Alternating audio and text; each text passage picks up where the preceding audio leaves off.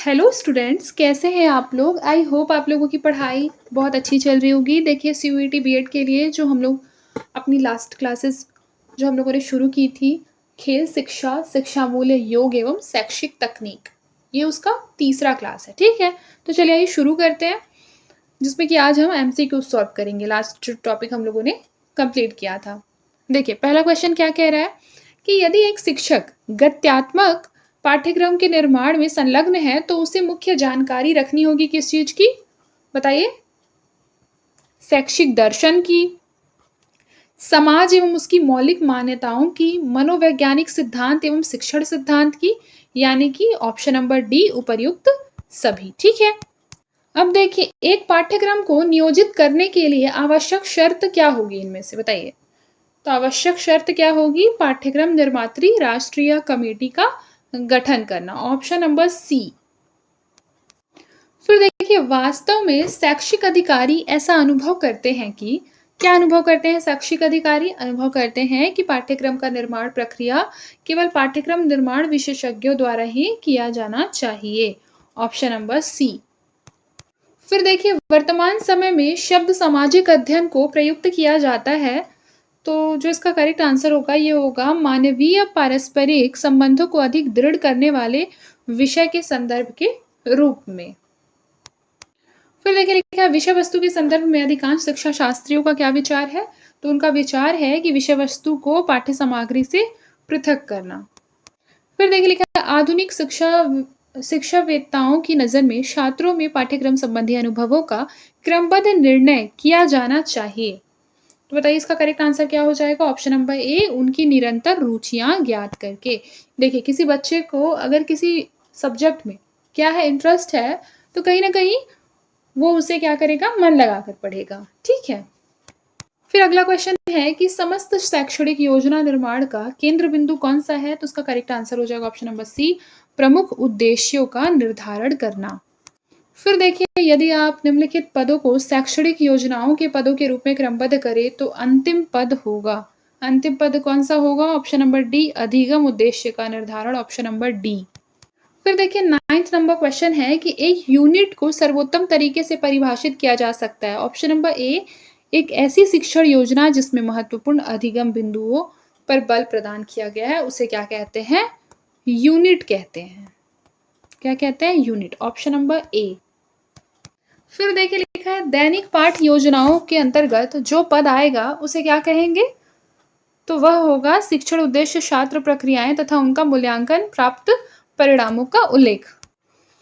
एक कक्षा का मानसिक स्वास्थ्य उस समय तक उत्तम नहीं होगा जब तक कि बताइए, जब तक कि शिक्षक का मानसिक स्वास्थ्य उत्तम नहीं हो।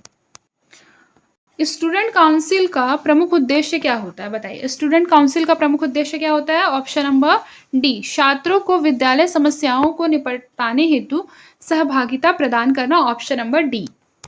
फिर देखिए ऐसा माना जाता है कि बालक टीवी देखने में लगभग उतना ही समय व्यतीत करते रहे हैं जितना वे विद्यालय में करते हैं। ऐसी दशा में इन छात्रों को प्रभावी ढंग से पढ़ाने हेतु क्या व्यवस्था की जानी चाहिए? तो उसका जो करेक्ट आंसर हो जाएगा ये हो जाएगा ऑप्शन नंबर डी, छात्रों में स्व अनुशासन की मूल भावना का विकास किया जाए। फिर देखिए संपूर्ण देश में सेकेंडरी स्तर पर ऐसी व्यवस्था करने की मांग लगातार उठती रही है। बताइए। तो याद रखिए विद्यालय समय अवधि में वृद्धि की जानी चाहिए, विद्यालय के प्रत्येक घंटे में वृद्धि किया जाना चाहिए, विद्यालय के सत्र को भी बढ़ाया जाना चाहिए, यानी ऑप्शन नंबर डी क्या हो जाएगा इसका करेक्ट आंसर होगा। देखिए लिखा आधुनिक समय में शिक्षा की एक निश्चित प्रवृत्ति उजागर होती है। कौन सी है वो प्रवृत्ति? तो वह प्रवृत्ति है कि छात्रों के व्यवहारों का वांछनीय मूल्यांकन करते रहना, ऑप्शन नंबर ए। फिर देखिए लिखा है किसी पाठ्यक्रम का वह भाग जो कि सभी छोटे बालकों की मूल आवश्यकताओं की पूर्ति हेतु, मतलब पूर्ति के अनुरूप हो, वह क्या कहलाता है? तो वह कहलाता है सामान्य शिक्षा।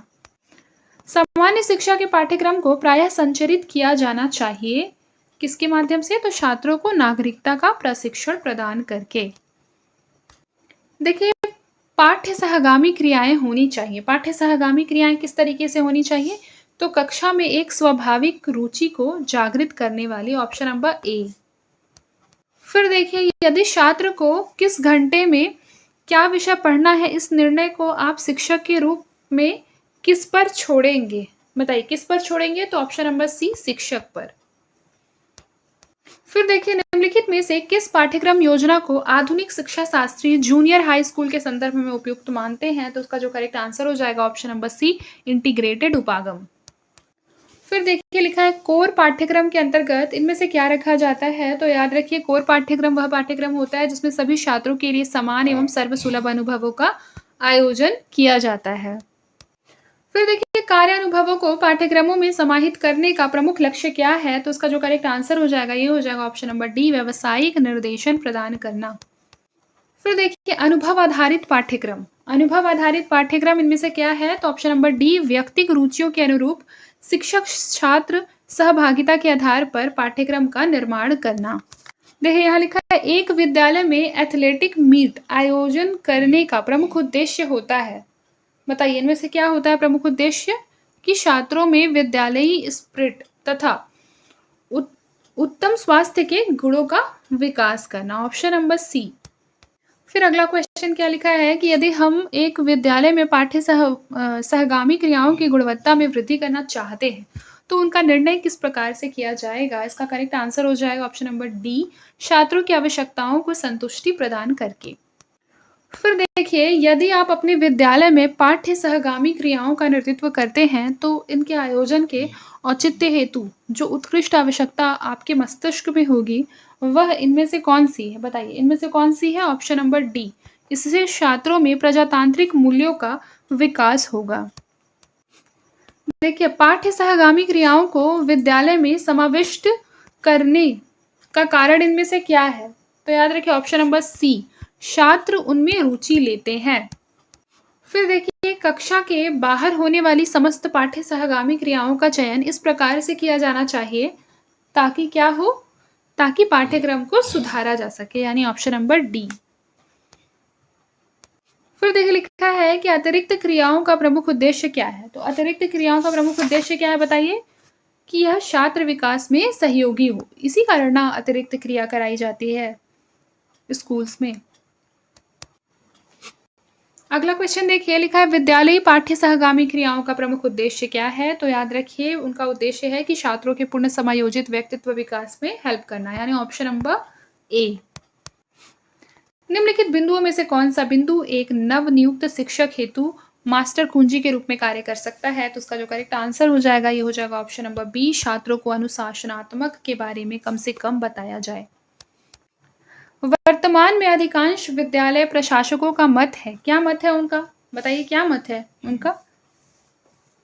देखिए, उनका मत है कि छात्रों को आगे बढ़ चढ़कर इन क्रियाओं में भाग लेने हेतु प्रेरित करना। एक बात बताइए, इस पे लिखा है कि कक्षा में व्यापक स्तर पर नकल का मेन रीजन क्या होता है? तो नकल का रीजन क्या होता है? ग्रेड्स पर बहुत ज्यादा ध्यान दिया जाता है, मार्क्स पे बहुत ज्यादा ध्यान दिया जाता है, इसी कारण बच्चे क्या करते हैं? नकल मारते हैं स्कूल्स में।